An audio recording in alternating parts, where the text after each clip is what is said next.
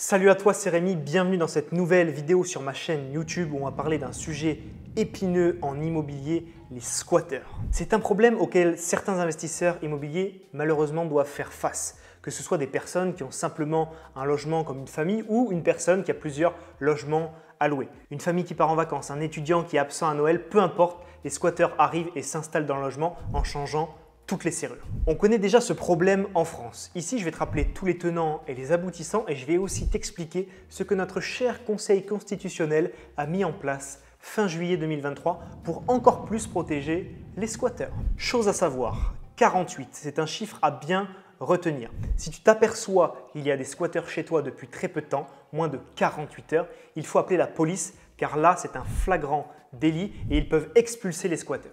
Par contre, attention, passé ce délai, les choses se compliquent et la police n'est plus habilitée à les déloger et donc là, tu dois faire appel à la justice et ça peut être très long. Quoi qu'il en soit, il faut déposer plainte pour te mettre dans les meilleures conditions possibles, même si la loi n'est pas tendre avec les propriétaires à mon goût, on va le voir un peu plus en détail. Et ensuite, il s'ensuit tout un tas de démarches, huissier, tribunal d'instance et là, ça peut être très long, sans compter les dégradations du bien, les consommations d'électricité, d'eau, etc.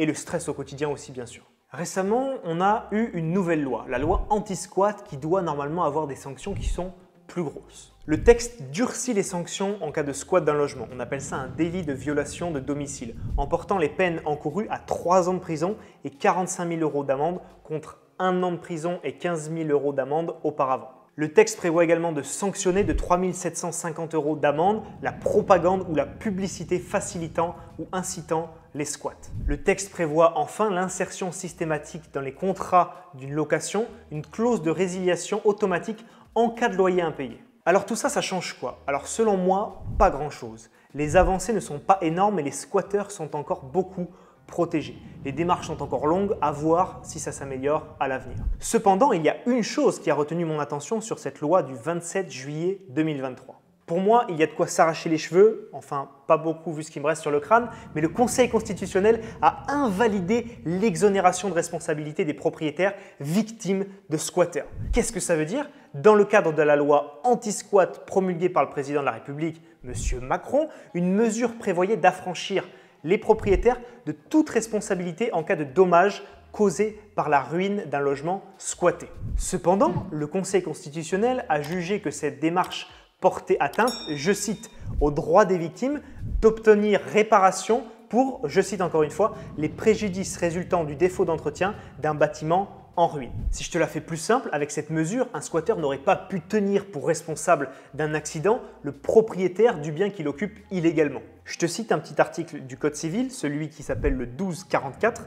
Le propriétaire d'un bâtiment est responsable du dommage causé par sa ruine lorsqu'elle est arrivée par une suite du défaut d'entretien ou par le vice de sa construction. Ainsi, selon la décision du Conseil constitutionnel, les propriétaires ne peuvent pas être exemptés de leur responsabilité même si leur logement est squatté. Pour moi, c'est un comble. C'est vraiment honteux car d'après cette prise de position, en cas d'accident survenant dans le logement occupé illégalement, le propriétaire est tenu responsable de la blessure du squatteur. Alors normalement, si le propriétaire dépose plainte, sa responsabilité dans l'entretien du logement n'est a priori pas engagée.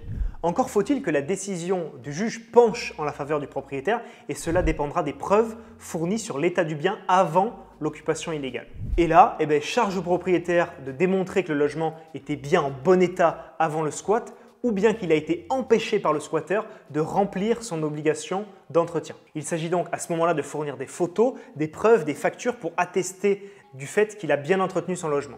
Et là, encore un comble. Attention cependant aux violations de domicile, parce que si le propriétaire accède à son logement sans le consentement de son hôte non désiré, il est alors passible de poursuites. Selon moi, c'est vraiment n'importe quoi. Je me souviens d'un exemple qui m'avait frappé aux informations, un octogénaire de Toulouse qui avait 88 ans, qui était malade et qui voulait rejoindre sa femme dans une EHPAD. Il a voulu chercher à vendre sa maison. Et au moment où il a voulu la vendre, elle a été squattée. C'était début septembre, on était dans la période de la trêve hivernale, ils ne pouvaient rien faire, ils sont entrés par effraction, ils ont changé les serrures et c'était terminé. Pour lui, ça a été une perte financière énorme, il ne pouvait pas rentrer chez lui, sa maison a été dégradée, il ne pouvait pas rejoindre sa femme dans un EHPAD, donc c'est une histoire de vie qui est terrible pour cette personne âgée. Et malheureusement, on en voit beaucoup d'autres aux informations, en exemple dans des médias, dans des articles, c'est vraiment frappant. Si cette vidéo t'a plu et t'a appris des choses, pense à la liker et également à t'abonner à ma chaîne YouTube.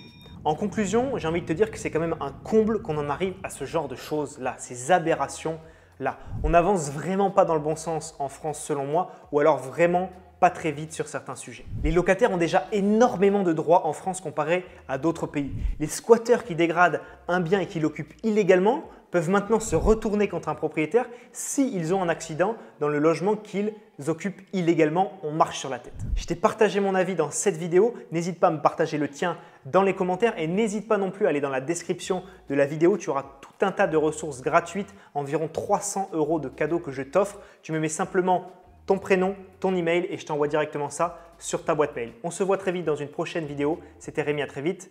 Ciao, ciao.